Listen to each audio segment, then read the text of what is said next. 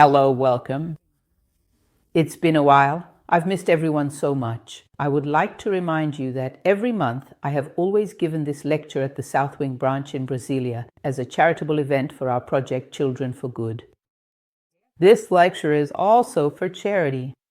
If you would like to make a voluntary donation of any amount, you will see a link there at the beginning.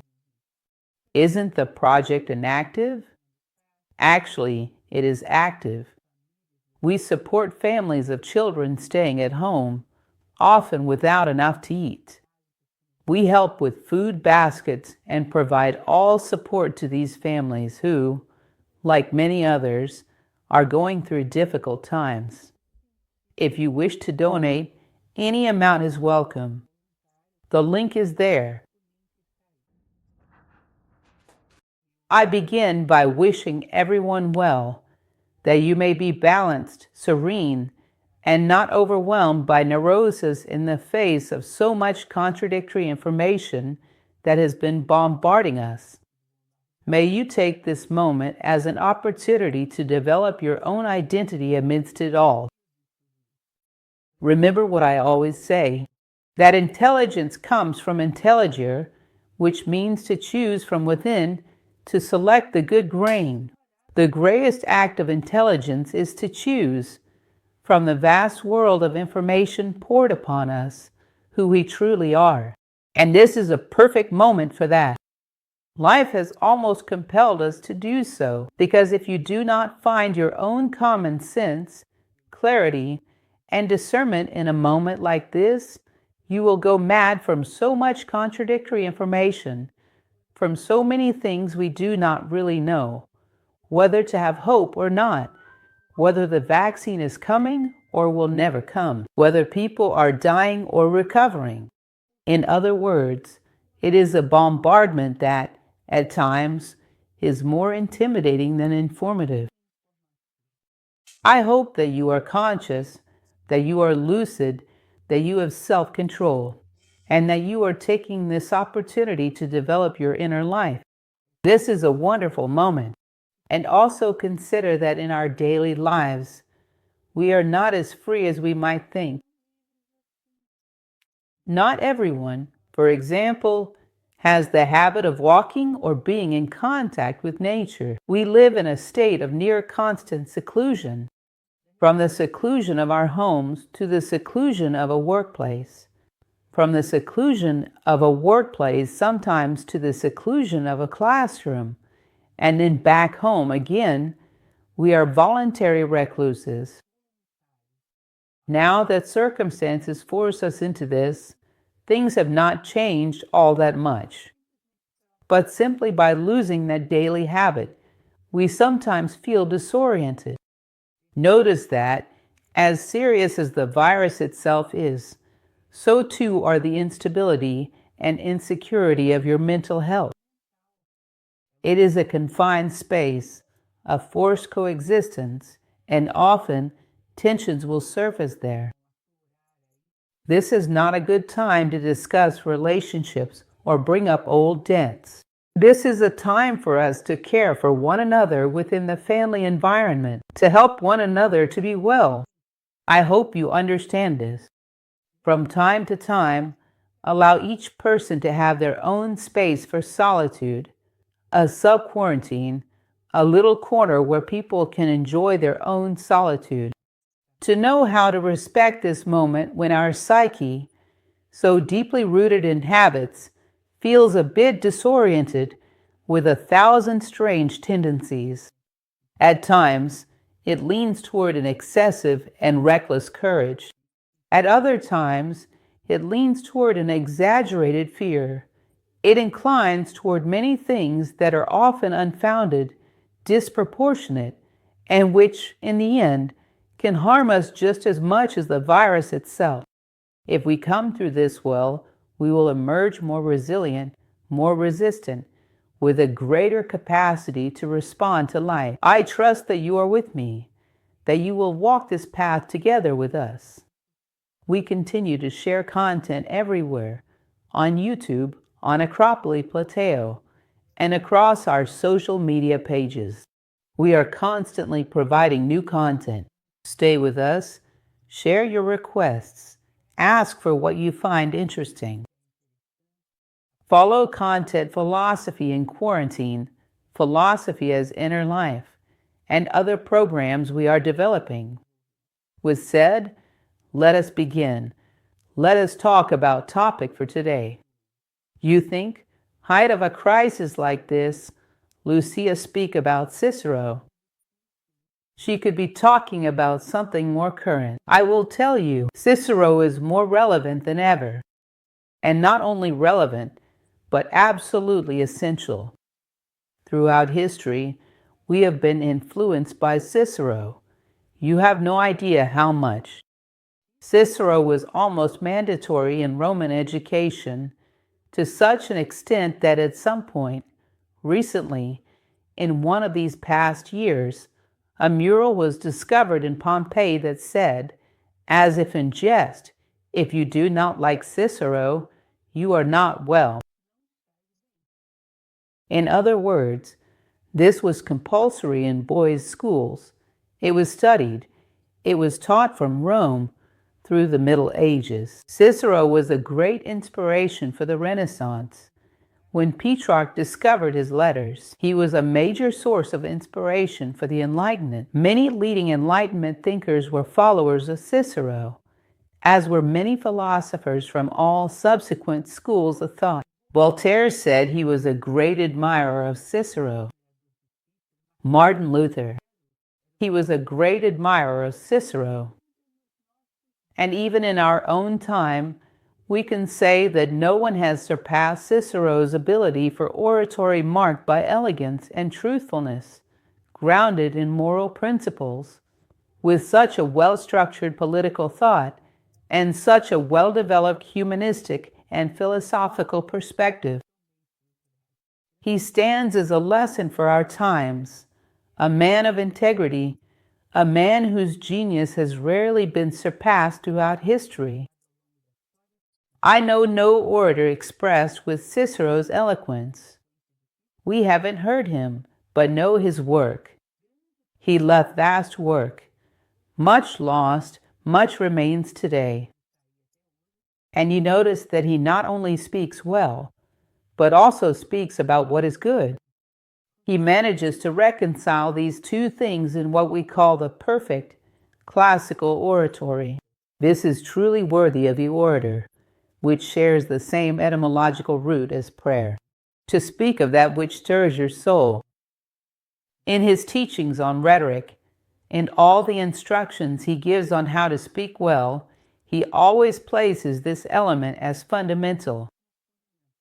To speak well does not simply mean having good technique to express oneself eloquently. To speak well means to have something meaningful to say, and to speak for the benefit of humanity, of society. And this is a very interesting characteristic. Even in our own times, he remains an inspiration and an example of a man absolutely committed to his people, to his society, to Rome. You might say to me, but how selfish.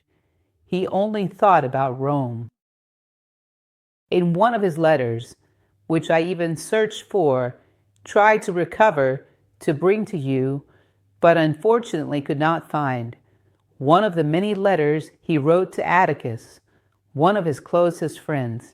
He said the following: if you are a good Roman, if you feel yourself to be one, a Roman of honor, you are capable of respecting the honor of any other people. If you are dishonorable, you will be dishonorable with all peoples. So, it is something much broader than you might imagine.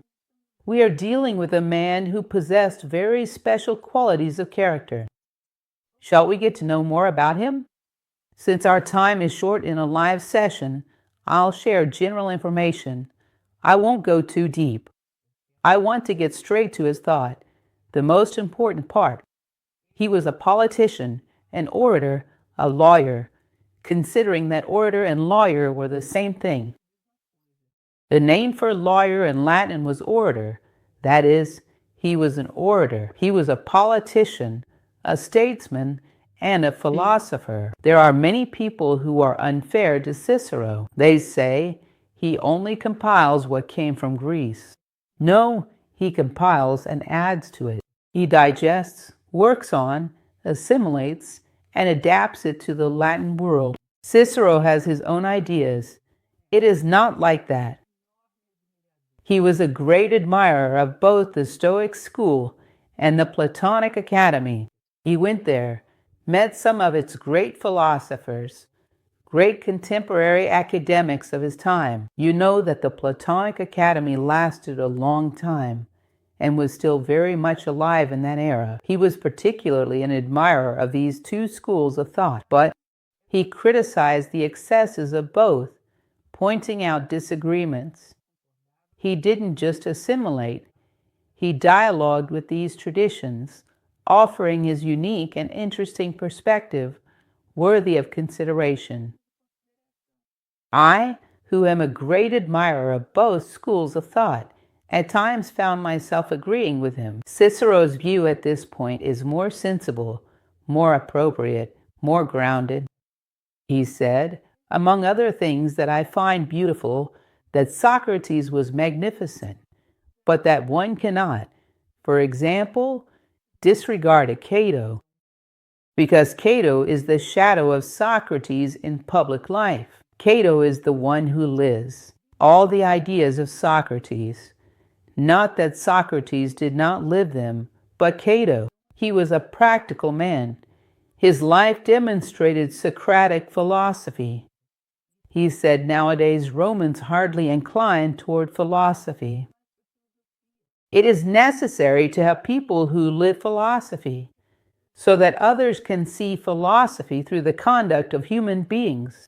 How beautiful this is, my friends. This is precisely the proposal of New Acropolis, that those who today stigmatize philosophy may see what philosophy truly is, through the conduct of those who live it. In other words, to honor truth through practice, as our dear Helena Blavatsky used to say. So let us proceed very briefly. He was born in 106 BC, died in 43 BC, and was born in Arpino, Italy. His father belonged to the equestrian order, which is a rank below the senatorial order. It was not a family of great power, nor of great wealth. He is, in fact, sometimes called the Arpino, or the one who was born in Arpino. Fortunately, we no longer keep this custom nowadays, because some of our city names are rather amusing. I can only imagine how people would be called today. But anyway, that is his name. He was often known in this way, with the epithet the Arpino, for having been born in Arpino, and he dies in Formia, assassinated in 43 BC. We will learn a bit about this difficult and tragic, adventurous and bold story of Cicero. Shall we begin? You will enjoy it. It is very interesting. While still young, he goes to Rome, and there in Rome, at a certain point, he defends his first case. It is quite an interesting case. As he describes it, this speech of his still exists. To the tribunes, not the Senate, he defended this first case, a case he won despite difficulty. A young man was accused of killing his father. The father was a small farmer with one son. Naturally, the inheritance went to the son. There was no reason for him to kill his own father, since he was the sole heir. This was an important element. Cicero studied cases to discern common sense and logic. Of each accusation, he did not defend people in whom he did not believe. This is, in itself, a beautiful principle. He came to the conclusion, quite clearly, that the one benefiting was his accuser, who was an employee on the rural estate. And this employee had the support of a powerful politician in Rome, Clodius, who was a personal friend of the consul at the time, Sulla. And Cicero, imagine this, A young, unknown lawyer with no reputation goes to court and defends, manages to free this young man, and succeeds in proving his innocence. Naturally, he exposes Clodius and falls out of favor with Sulla, and he knew that this would not end well. Things were complicated. Do not think that there was ever a truly idyllic time in history. The likelihood that Sulla would order his elimination was very high. So, before he could be invited to such a fate, he voluntarily went into exile. This was a very important period in his personal development. He went to Greece, traveled through Asia Minor, learned many things, and visited the academy in Athens, and he learned a great deal. He was eager for knowledge, hungry for wisdom. He returned with an even greater intellectual wealth. Then he returned to Rome and became a quaestor in Sicily. He was sent to Sicily to fulfill this role as quaestor. His honesty, integrity, love, and spirit of patriotism, serving that place as if it were his own homeland, captivated the Sicilians. It made them love him. And after he left, he was called upon by the Sicilians to defend them against the praetor of Sicily, the politician Verres. Verres had plundered. Verres had ruined the economy of that land. He had extorted. He was an extremely dishonest politician. Forgive me, I am recovering from a cold. I hope you understand. So Verres, who had every likelihood of being acquitted because he was a man of power and connections, is nonetheless condemned by him, a young lawyer, a young orator, and Verres is banished from Sicily. And this already begins to make his name known. Who is this young man who achieves victory in such difficult situations?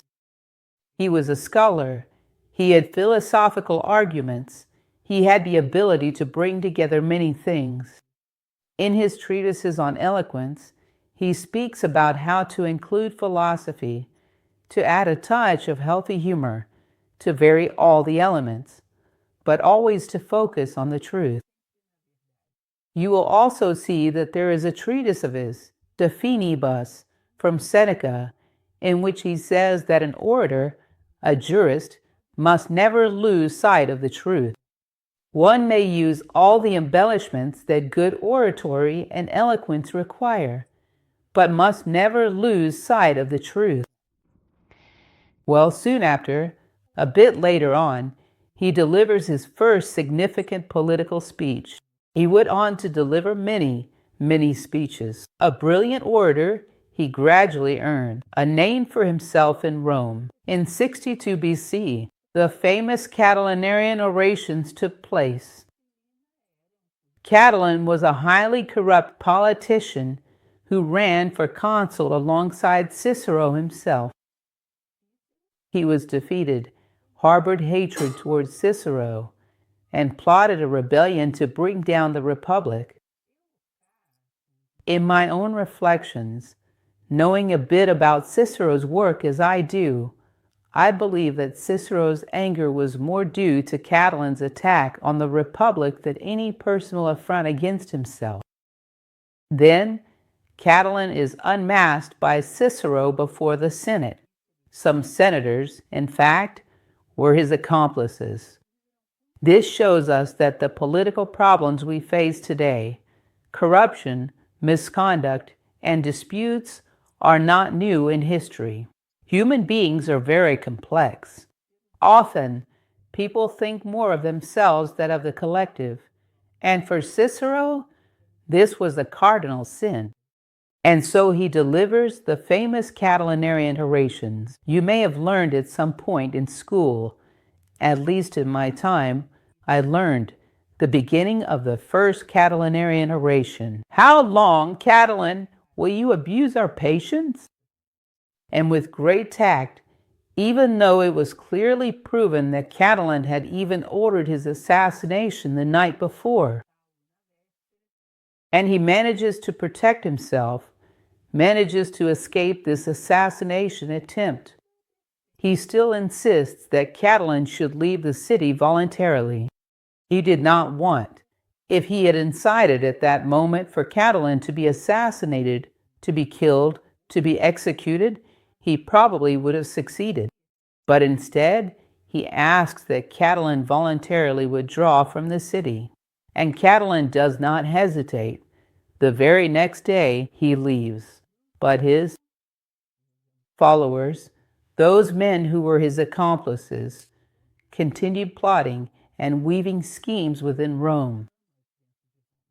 He ends up being compelled in the Senate to persuade the senators to condemn those men, 5 men, if memory serves, to the death penalty. This caused him a great deal of trouble, and he knew it would, but he takes this risk because he knew that if he were to bring these men to trial, there would be a dangerous delay. They continued to incite the population against the Republic. So he takes this risk. He knew he would be accused of having led men to execution without due process, without a trial. This truly caused him trouble for nearly his entire life. Even today, there are still those who defame Cicero because of this episode, but he considered it more important to protect the Republic that he so dearly loved and valued.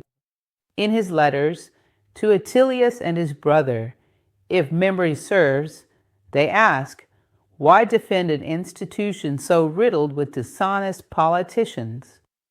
He replies, the institution itself is honest, and good men will come. He is a hopeful man who believes in the Roman Republic. During his lifetime, the Roman Republic died. He witnessed this, which may have been one of the most painful experiences of his life. He governs. He is exiled from Rome after the Catilinarian conspiracies from 58 to 57. He becomes the College of Augurs. He is called the savior of the homeland, the most famous and celebrated orator in all of Rome. Once again, he governs Cilicia region. He joins expedition against Parthians, victorious. Cicero was an admirable intellectual, extremely cultured, and a virtuous politician. He disliked war. If his homeland needed him, he would lead from the front. He thus takes part in this battle against the Parthians. What else?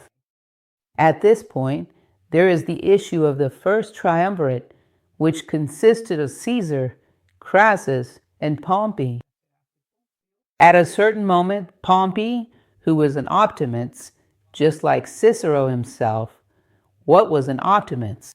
Optimists were politicians who were conservative, opposed to the breakdown of the structure of the Republic. And Caesar intended to establish an empire centered on himself.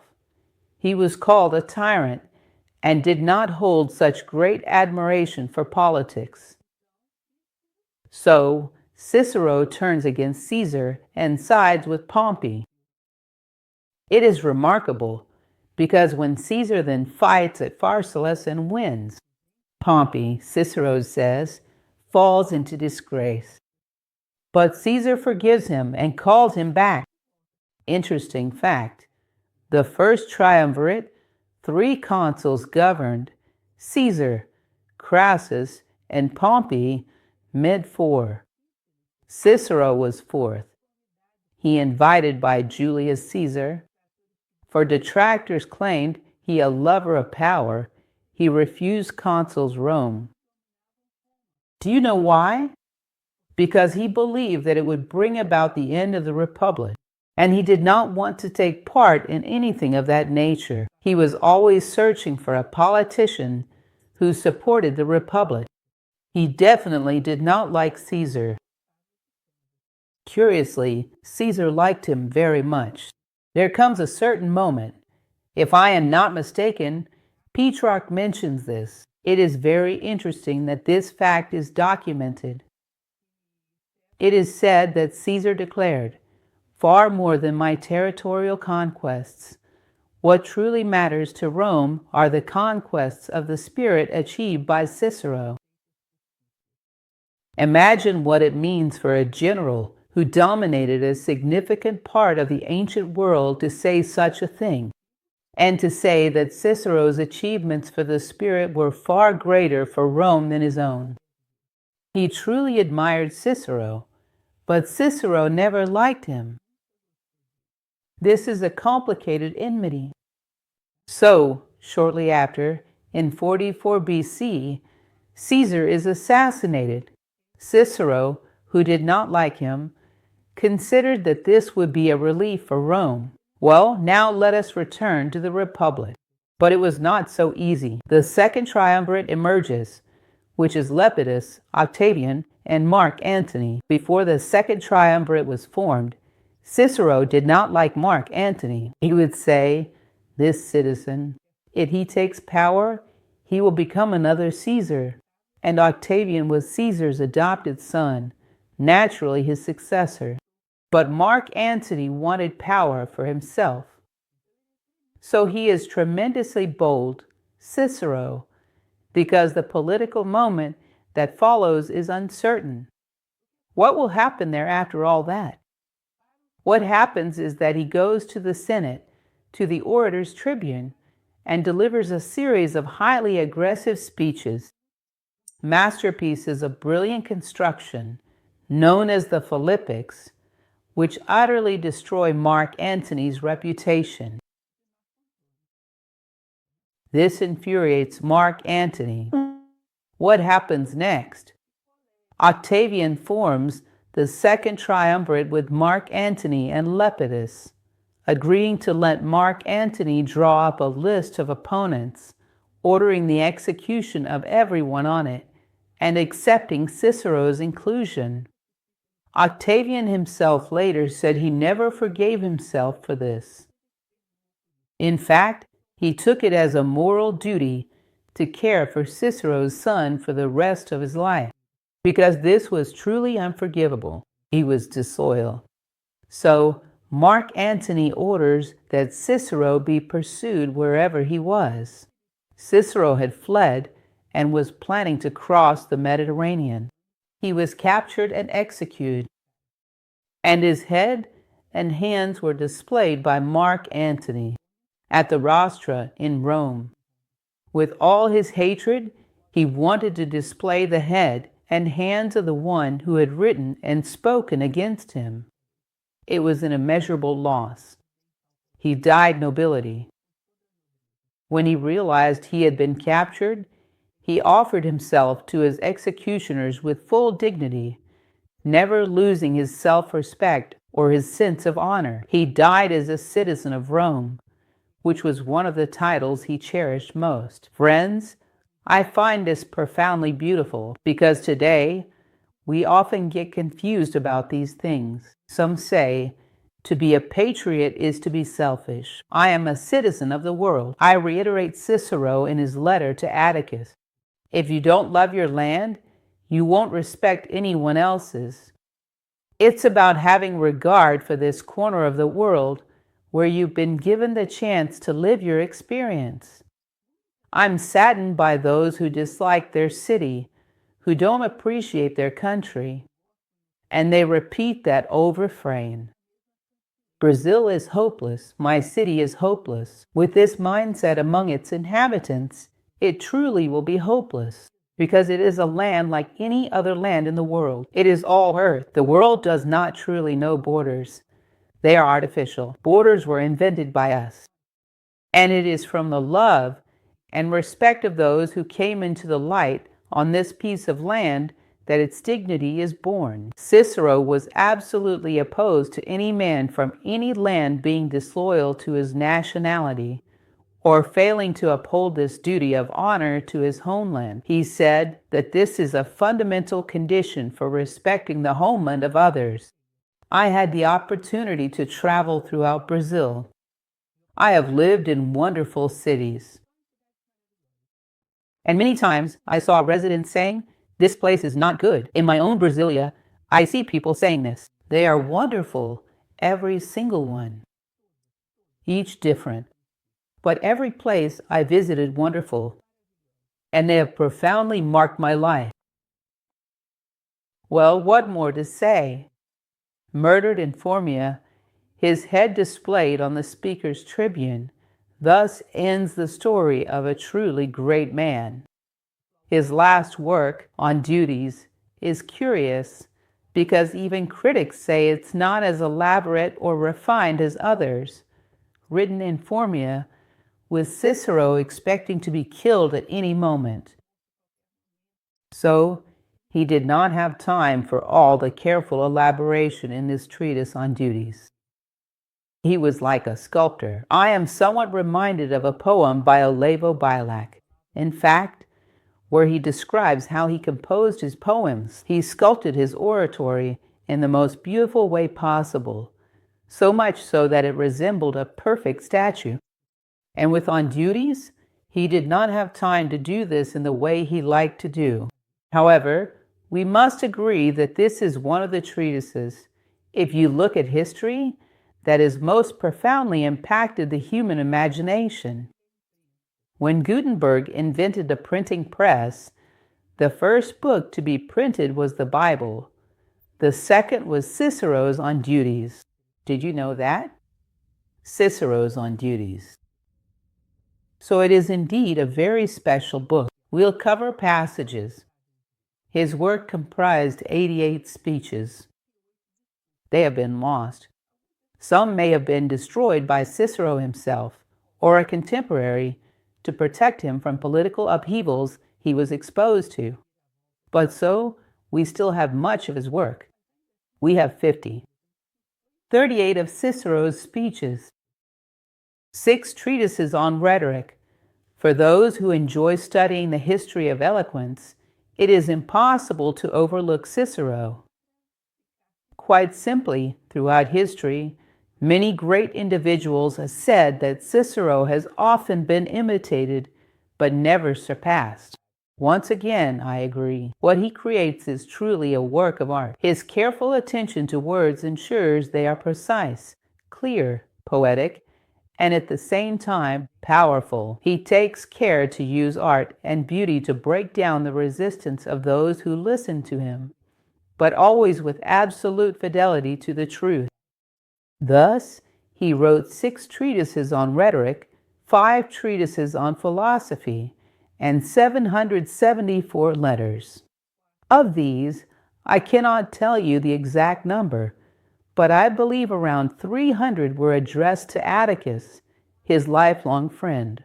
And others, there are several politicians, many have been lost, to his brother, to many people. I have read some of these letters to Atticus, and now we truly like to be able to access all those that have survived to our historical era.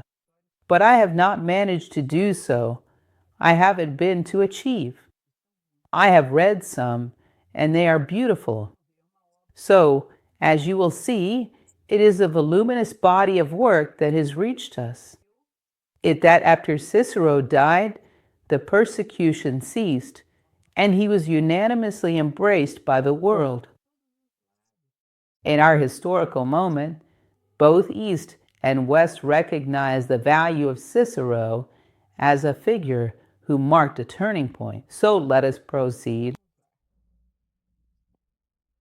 Well, there are some important points for us to understand what is said about what he contributed to history and the value of his work. It is indisputable that the model of literary and legal production from antiquity, the Middle Ages, the Enlightenment, the Renaissance, and even to our present day is strongly influenced by Cicero. I believe it should be even more so. To my knowledge, and please correct me if I am mistaken, not all law schools in Brazil and elsewhere have a course on Roman law, nor do all of them study Cicero, which, honestly, I consider a significant shortcoming. He exerts a profound influence on philosophical and legal discourse, even to this day. For those who work with eloquence, he is virtually indispensable. he Demosthenes, with Cicero closer, more accessible to us. Cicero's influence on the history of literature and European thought far surpasses that of any other prose writer in any language. This is from a historian named Michael Grant, who says this, and I agree with him, of course. Petrarch, then, when he discovers Cicero's letters, we can say that his study of Cicero's correspondence is one of the events that encouraged the Renaissance. Humanism, so powerfully present in Cicero, the spirit of commitment to one's homeland, the drive to bring one's virtues and integrity into the world to guide the city and to guide one's own life. Much of what propelled and deeply impacted our way of life in the West. Today, at least our values, if not always our way of living, those things we believe to be right, even if we do not always practice them, the values of Western culture owe much more to Cicero than you might imagine. It has been said that the Renaissance was nothing more than a revival of Cicero in the 14th century, and in fact, we can see that he was a powerful driving force behind the Renaissance, just as Plato's ideas would be later on, along with many other influences. Aristotle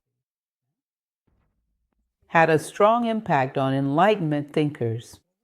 His works are the most influential in European culture. And one important thing, which was already recognized by Caesar in his time and by all the significant exponents of Rome, was that the Latin language was a modest, utilitarian language. As we often see throughout history, the sophisticated thing was to speak Greek. Today, who knows what is considered sophisticated to speak? It used to be French, then English. I don't know what is considered sophisticated today. The concept of what is sophisticated is something that cannot really be trusted. But the fact is that Latin was a very popular, modest language, a language of everyday use. True thinking was in Greek. One can only philosophize in German. Back then, it was Greek. And he gives dignity to Latin. He expresses his ideas with a unique elegance in Latin. He makes Latin a noble language.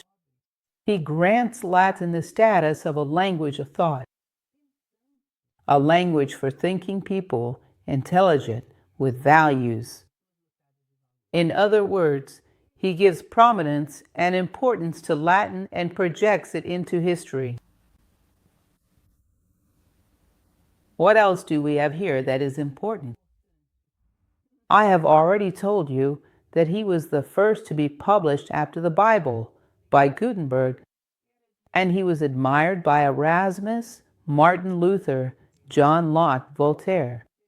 And, interestingly, he was a great inspiration to those who promoted both the French Revolution and the American Civil War, to the Northerners who promoted the American Civil War.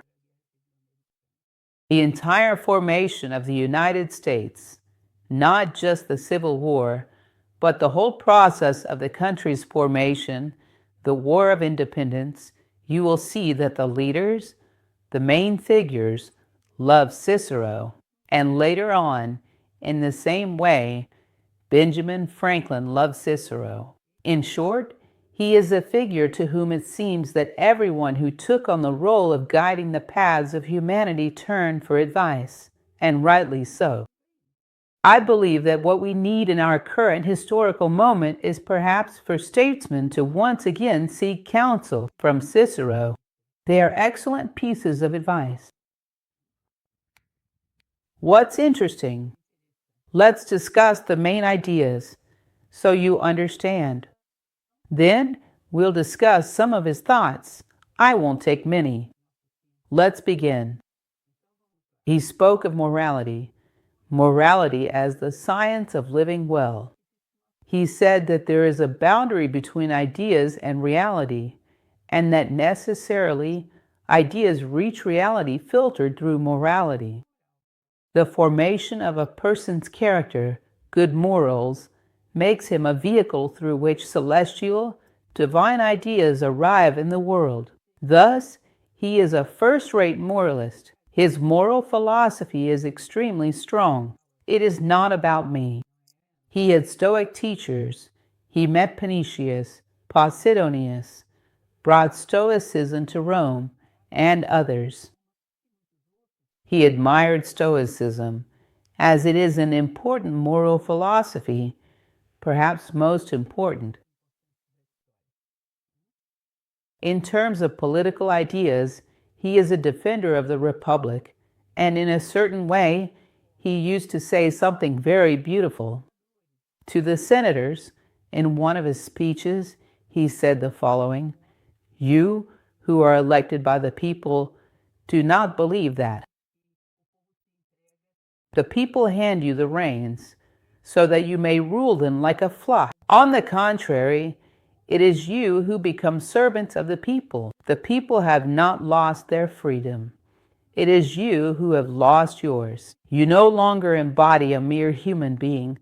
You embody justice. You embody justice. It may not have the rhetorical elegance of a Cicero, far from it. So, this idea he has of the Republic is interesting. Politicians who are upright, who accept the burden of thinking not of their personal good, but always of the good of the whole. For him, a fundamental characteristic of morality is the ability to stop thinking about yourself, to think about the people, to think about the whole, to think about humanity. One of the things I often tell people who come to me, because they're going crazy during quarantine, I say that if you think more about the pain of others, you suffer less. What can I do for other people? Do everything you can. Call your friends, especially those who are alone at home. Post a message on your social network saying that you have hope. We will pass. We are together. Do the best you can. Whoever does their best does everything that can be expected of them. Do you know whose phrase this is? Helena Blavatsky. Whoever does their best does everything that can be expected of them. This was a Ciceronian vision. In other words, a ruler, a senator, a servant of the people is someone who forgets themselves in order to think of the people. They must possess a moral standard to be an interpreter of justice. It speaks of freedom. He was very afraid of dictators, of tyrants, as he believed Caesar would become. He was afraid because Caesar prevented public speeches in the square. This concerned him. He feared power concentrated in a single hand, believing that for someone to do this, they would have to be exceptional. It was easier to have a group of average individuals, each watching over the other, than to rely on a single exceptional being. He did not place much trust in Caesar's exceptional nature. Thus, it was one of the most powerful calls for freedom in history. Throughout the history of the West, those who have called for freedom have often drawn inspiration from Cicero. I have already mentioned to you the American independence, the Civil War, the French Revolution. It was truly so. Those who called for freedom turned to Cicero. Voltaire utters a very interesting phrase: poor souls. Poor those who have not read Cicero. And, in fact, it was this very phrase that made me seek out Cicero when I first heard it. This is truly fascinating. It seems great men recognize. Voltaire was a remarkable figure. For him, poor are those who haven't read Cicero. The inspiration of Cicero echoes through the millennia. What else? Patriotism and conservatism. Conservatism in the sense of not being reactive to the new, but of not disregarding what one already has for uncertain things that have not been proven to be beneficial to the people. He did not accept that someone could come and dictate a future. This is what I want, and impose it upon the people. No, changes are slow from the moment the people are involved. Slow and progressive, obeying the laws of nature, he was a first-rate natural law thinker, obeying the laws of nature, but respecting the step where people currently stand. Impose changes, creating an artificial future and dragging people toward it. This is violent and will probably never succeed in history. Interesting, isn't it? This was the conservative spirit of Cicero. What else? He loved eloquence and valued the Latin language. For him, he considered it almost a priesthood. Someone must be eloquent. And people, he said, live the lives of animals, given over merely to the cares of survival. If no one is eloquent, it is impossible to convey humanity's brilliant ideas to people, and they need those ideas. What will make people love philosophy? He constantly said, "You love oratory above all else." He said, "No, oratory serves philosophy." He'd ask, who will make people love philosophy? Not eloquent. Eloquence is priesthood. Powerful idea. He is a complex figure with a historical mission.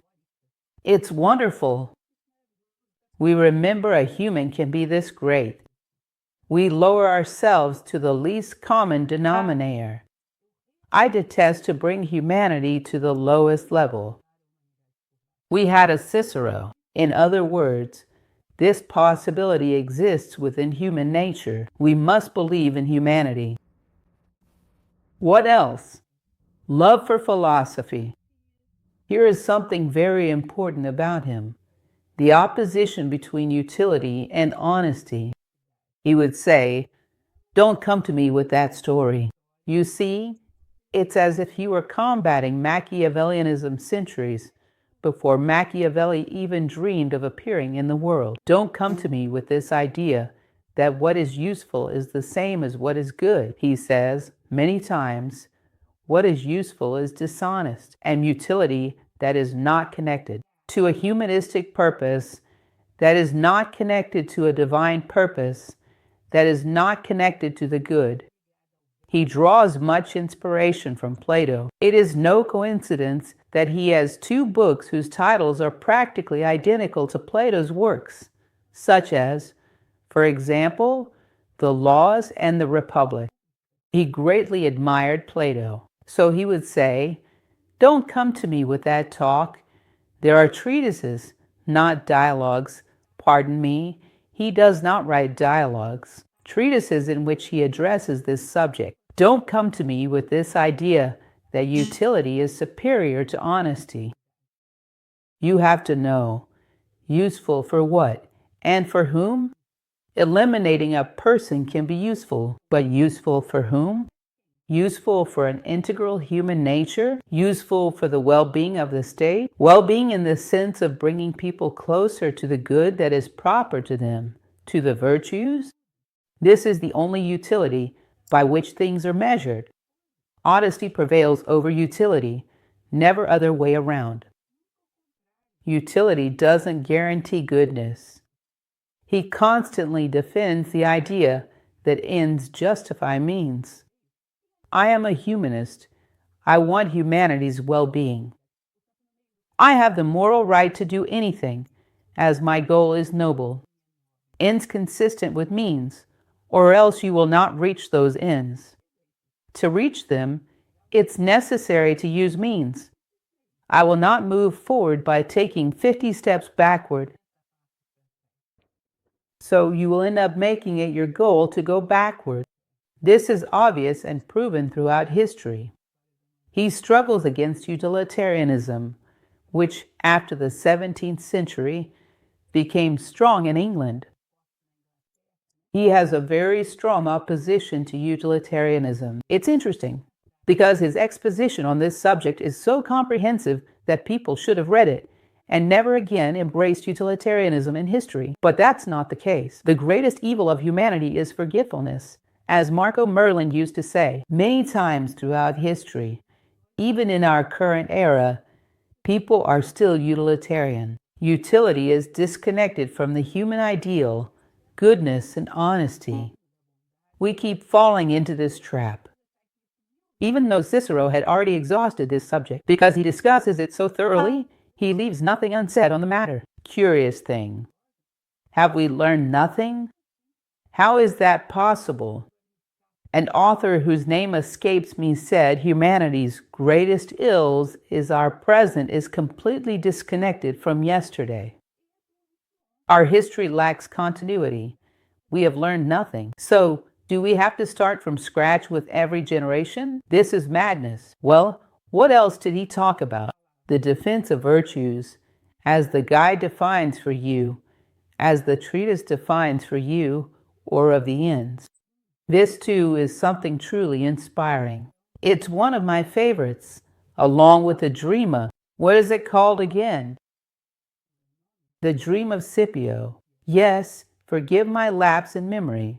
The Dream of Scipio and De Finibus on the ends are some of my favorites.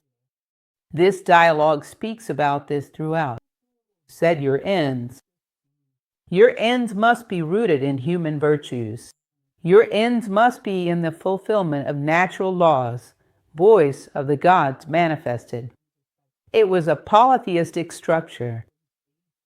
In other words, once your ends are set, you are able to choose among the many options in your life, the most moral one. That is, the one that leads you toward these ends. It does not allow you to betray your ends.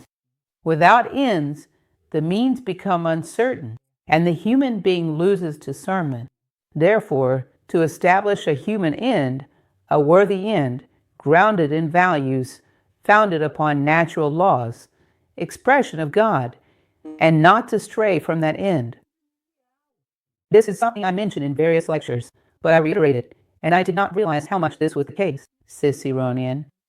In these recent readings, I have discovered this. Doubt is appropriate for the means, never the ends. Science's principle is doubt.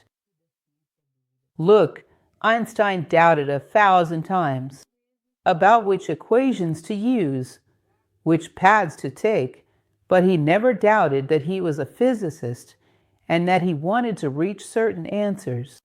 If he doubted that, which is the end, he would not accomplish anything.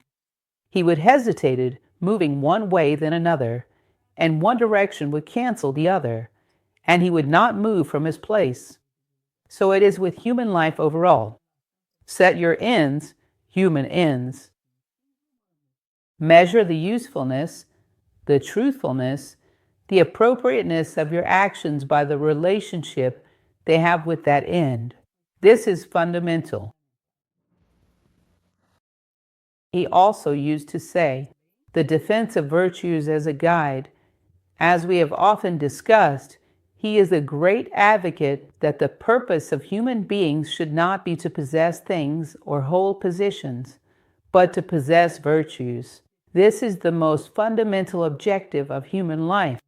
When he speaks about the art of aging, he talks about the security and tranquility he felt in the face of his own death, precisely because he had practiced virtues throughout his entire life. A person who has not done so, when confronted with death, feels insecure. In a moment, we will discuss some of these statements, especially when he speaks about aging, the treatise on aging.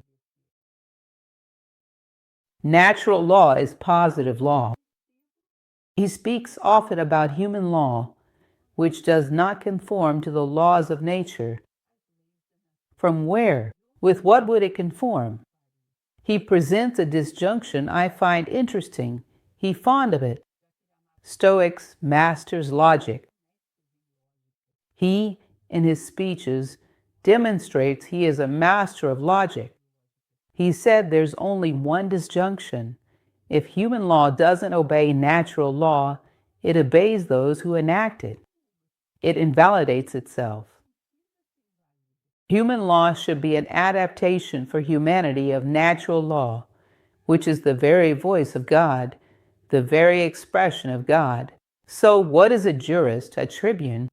It is someone who is able to read in nature the laws of God and adapt them, the human condition, and not adapt it to the interests of a government or a politician or a particular moment or one's own interests, but simply decode natural law for the human realm. Beyond that, the dilemma is clear. If it does not serve natural laws, it serves particular interests, not universal ones, because what is universal is natural law. It encompasses everything. The need to educate people in virtues through philosophy. I've said this was his life mission. In Greece, Socrates spoke and people listened.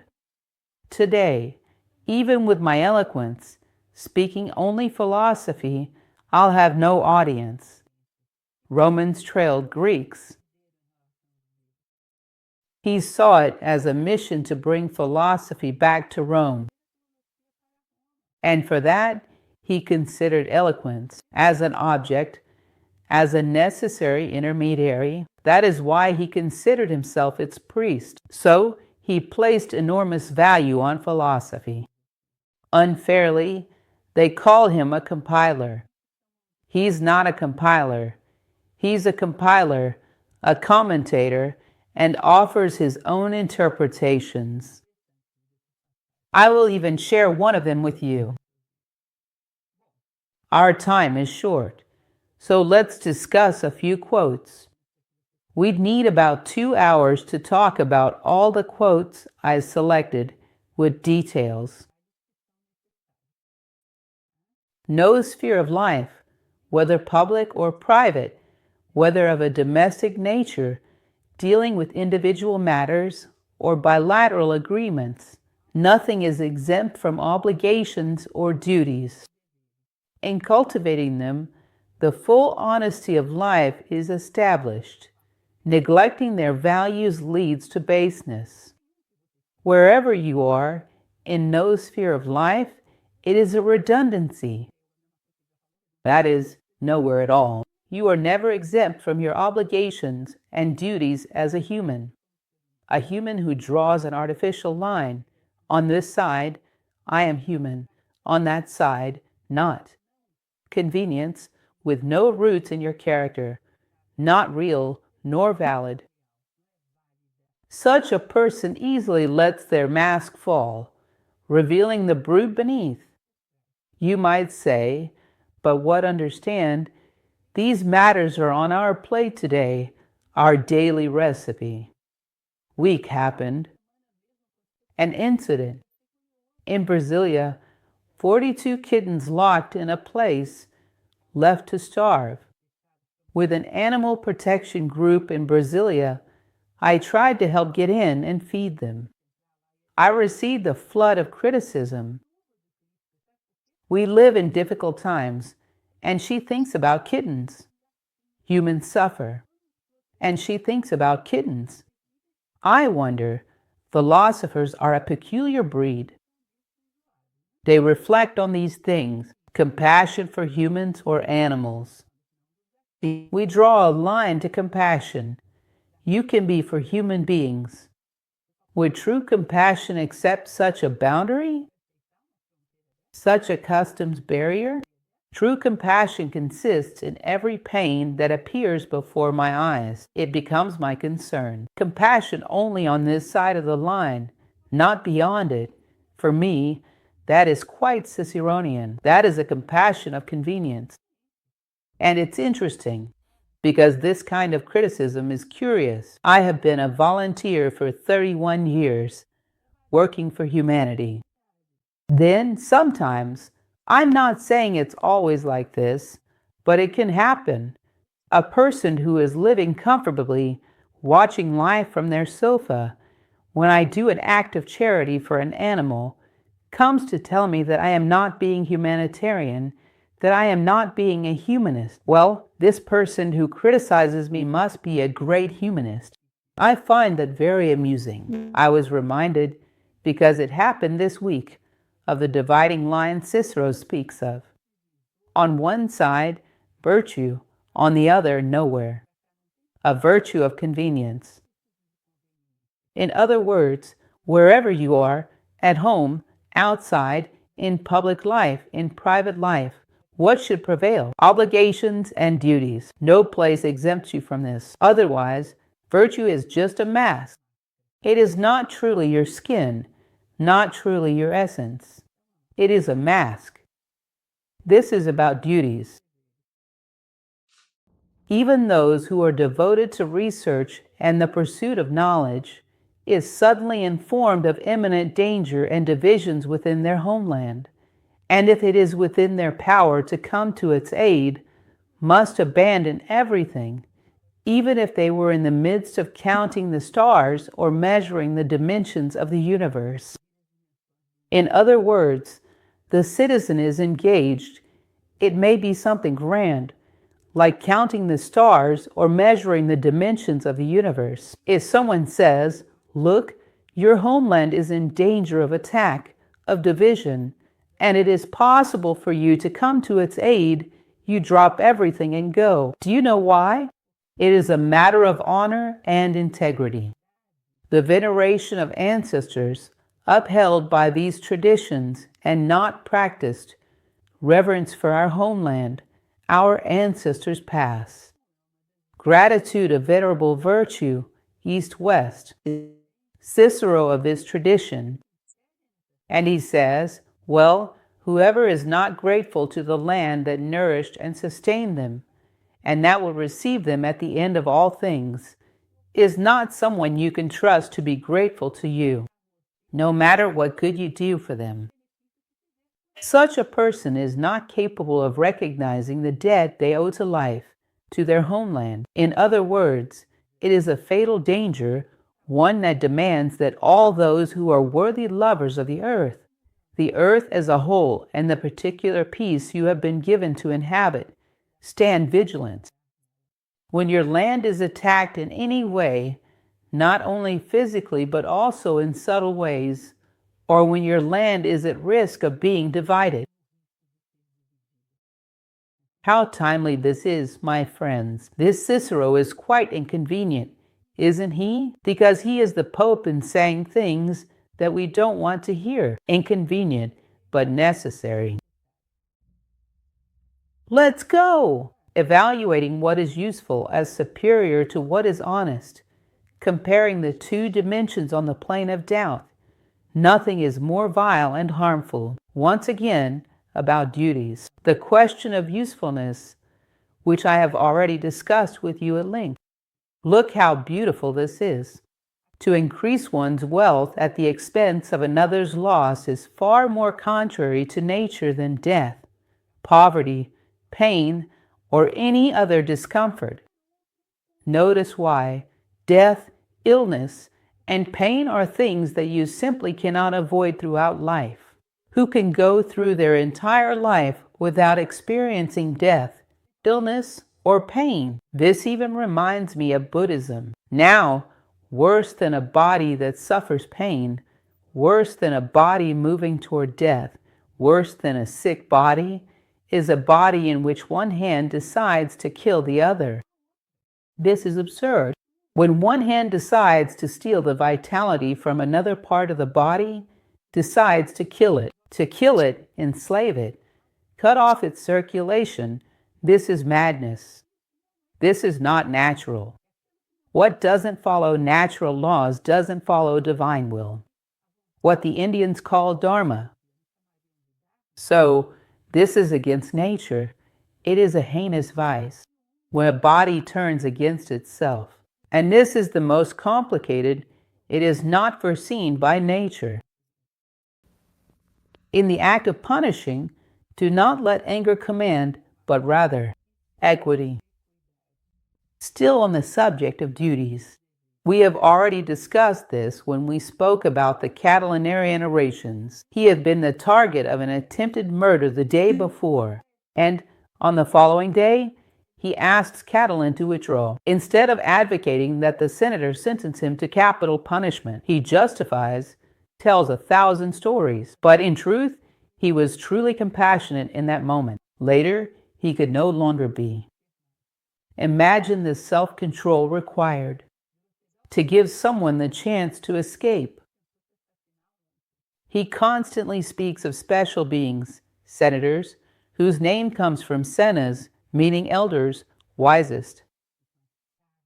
I know that today the elderly are not highly valued in society, but for Rome, they were. For Cicero, they were valued immensely. The Senate is an institution that comes from senas, senile, referring to the most precious men of society. He said that these men must have emotional self-control, because otherwise justice cannot flow through them without being tainted. So, they are men who possess emotional self-control. And he, who at the time was a consul, gives an example of this. Very beautiful, very interesting. In fact, what could be more human than philosophy? Those who cultivate it are called friends of wisdom. Look how beautiful that is. Wisdom is the knowledge of all things, both divine and human, as well as their causes. If such study is disregarded, then I could never understand how anything else could be worthy of appreciation. Indeed, when one considers the way to attain steadfastness and virtue, either this will be the method to achieve such a goal, or there will be no other. This applies to our duties. As you can see, this phrase deserves to be pondered, as it's wonderful. This is very interesting. We're wrapping up, but I'd like to share it with you. Duties, men perish, victims of the fury of their fellow in wars and revolutions, then in calamity. Any calamity of any other kind claims fewer lives than the uprising of hatred and rivalry among men. In other words, what is the worst virus? What is the greatest catastrophe? What evil claims more lives than homicides? What evil claims more lives than violence across the globe? It is a fact. Just to conclude, then, I would like to show you a passage in which he speaks about the wisdom of aging, where he says, "The pinnacle of old age is authority." Now, if the wise person dies with serenity, while the foolish die in great turmoil, would this not be? Assign the soul of the former, the wise, seeing, perceives flying towards something better, whereas the other, with a narrow horizon, sees nothing. I have lived in such a way that I do not betray the purpose of my birth.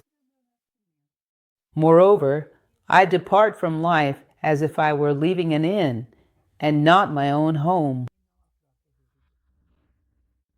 Someone new to live, die as philosopher, statesman, man of dignity, Cicero. And this is just the tip of a vast iceberg.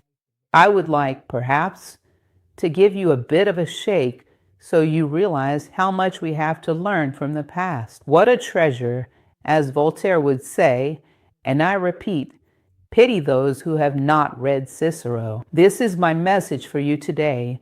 Within the somewhat limited time we have in a live session, do we have any selected questions?